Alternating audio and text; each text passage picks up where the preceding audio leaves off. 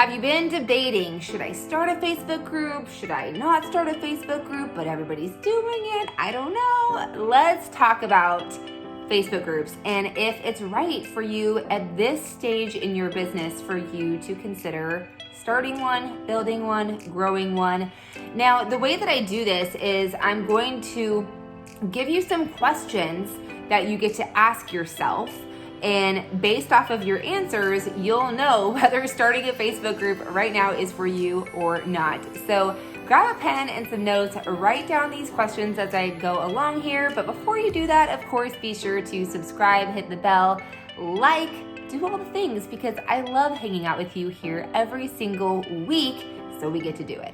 So thanks for being here. Jen Johnson, your high performance Christian business coach on this channel. As always, I love talking to you about how to lead like Jesus, how to create powerful content and programs, services, digital products that will turn your purpose, your God-given skill, talent, and ability into profit, into a profitable business. Now, I get it. There's so many strategies. There's so many social platforms. Like, how do we connect the dots, tie all this together without losing our marbles, without feeling overwhelmed and burnt out in the process? So does everybody need to have a Facebook group? No. If you missed last week's video where I talked about how you could really be effective and interactive inside of other existing groups, that is just as powerful as having your own. The idea is to really get intentional with what it is that you're doing and then take the appropriate action. So you can always check out that video up top here, and I will link you back to it so that way you can check out how you can just start getting interactive in existing communities that are very niche down, specific to who you could serve and who you can really support and who would actually want to buy your product or your service. You ready? First question. Do you currently have a consistent content marketing rhythm in place on your standard social media platforms? So let me break this down. If you're not consistently creating content on your primary Facebook page or your primary Instagram page, wherever you're wanting to be creating pillar content, I always say to create pillar content, like the content I'm making right now that's value driven and will support your audience on a search engine based platform.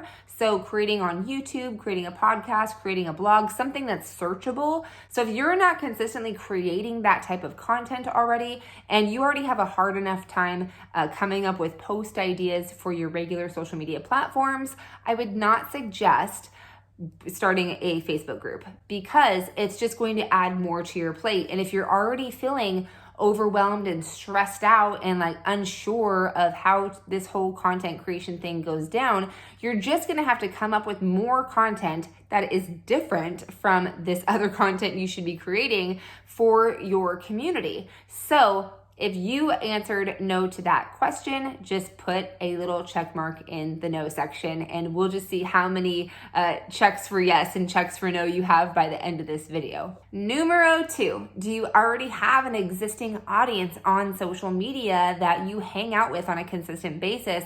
Whether you've been growing your social platform on Instagram or Facebook or maybe here on YouTube, whatever it is, you want to already have people paying attention, because you don't want to open a group and then just have nobody in it. You want to bring your existing tribe into that community to start drumming up conversation and creating culture and what that community gets to look like with existing people that you've already maybe been working with or clientele. Look, this isn't mandatory, but this is the questions that I asked myself when I built out my group, because the last thing I wanted was to open up a group and then have nobody in it. So I knew that once I had developed a decent sized audience on social media, it would be a lot easier to bring people into the community inside of my private Facebook community. So it's just something to think about. You don't want to be creating more work for yourself when the timing just may not be right for you to do it. You may want to focus all your efforts in actually just bringing awareness to who you are, what you do, who you serve, how you serve those people. And then once you gather enough of a tribe, you can start your Facebook community from there. Now, the third question is, why do you want to start this Facebook group? Is it because everybody's telling you to? Is it because everybody else is doing it, so you think you need to do it too? Look, every strategy, every action we take really should have a purpose or meaning, or it should be intentional. It shouldn't just be for the sake of adding it to our plate. That's what creates all that overwhelm and all that burnout and stress. So I knew, and I can just share my quick story, I just knew that I wanted to create a safe space for Christian entrepreneurs to grow their faith, to be able to have conversation. And, it's a little polarizing to bring ministry to the marketplace. And so I knew creating this community would create a safe space for people to be able to talk about their experience, talk about their faith. We can get into deep conversation about, what it looks like to be spiritually led through our work. And I knew I wanted to cultivate and build a community where, all of us were on this same mission together to create amazing things in the world according to God's will, according to the way that He wired us to do. And maybe that's something that you resonate with, which is why I share that story with you. A lot of times, depending on the niche market that you're in, take the health and wellness space, for example, it's a great reason to start a group, because a lot of times what people are struggling with when it comes to their health, they really don't want to have intimate conversation or more in-depth conversation about that for the whole world to see. But if they know they're surrounded by a group of people that are going through the motions that they're going through or experiencing the same things that they're experiencing, then they're a little more apt to want to reveal and share. So you just want to think, what is the purpose behind growing this community, and how would it best serve the people that I want to bring into the group, and how can I best show up and deliver the value to them? Question number 4, are you currently active in other community groups? Again, if you have not watched that video that I created last week on being active in other groups, that is the best place to start to know whether you would really want to build a group or not. You can see the work that goes into it. You could see what it takes to get people engaging and interacting and a growing relationship. There's a lot that goes into creating Facebook groups, and not only creating it, but keeping it alive, keeping it active. And so by stepping into other group communities that already exist, just to get a taste of what that's going to be like to be interacting on a consistent basis in a new place on top of where you already are on social media, is a good test for you to think, would I really want to do this full time, right? Would I really want to not only be interacting, but the one leading the group? It's a big responsibility. So I would get interactive in these other groups for a while, just to give yourself a taste of the Facebook group life and what it's like to really be creating and connecting in a whole new space outside of your main social media platforms. Number 5 is, do you have the bandwidth? Again, people get burnt out and overwhelmed because they're trying to take on too much too fast, and then they wonder why they can't do it all. So are you currently in a space where you have a room on your calendar, you have a room to make time for growing a Facebook group on a consistent basis? Because it takes time. It takes time to build. It takes time to grow. It takes time to, get people interacting. This isn't a one and done thing. It takes 5 minutes to set up the group, but to build a group and to really build the culture, that takes some time. And so you want to think, do I really have the space right now in my life to have this be a focus, and how important is it right now that I do this, or is there something else I should be focusing on that is really going to move the needle in my business?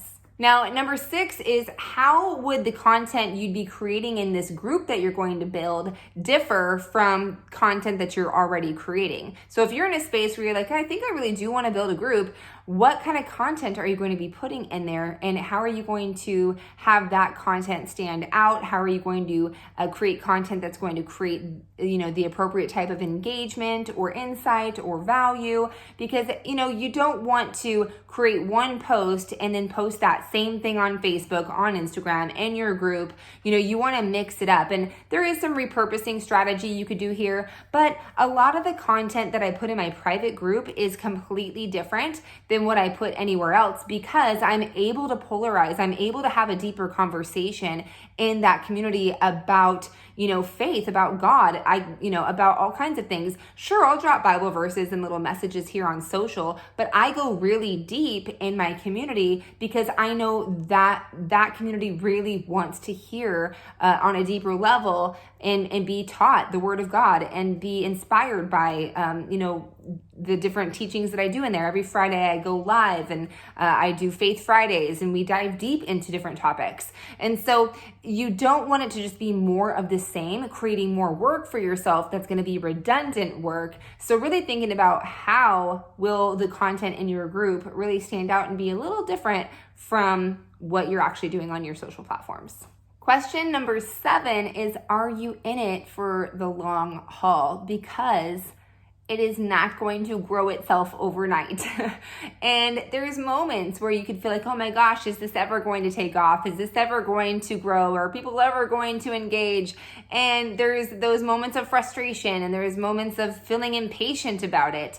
And you got to be willing to see past all that and find the ways to create the community, and it's you as the leader. So are you patient? Are you willing to wait it out? Are you willing to, move past all of the challenges and the frustrations and be in it for the long term? Because if you're going to create a community, you don't want to quit on that community, and it's just going to take some time for you to really get it up and running, and for you to get other people enrolled into interacting and showing up. To be honest, there's a lot of groups out there, and I think that a lot of people get challenged with posting in them because they're afraid to. They're afraid they're not allowed to. They're afraid that they're going to do it wrong, or they don't have the permission to do it. So you got to let your tribe know, hey, why don't you post today? Why don't you do something in here? Why don't you ask them a question that gets them sharing their story? Or all these different kinds of strategies that you can do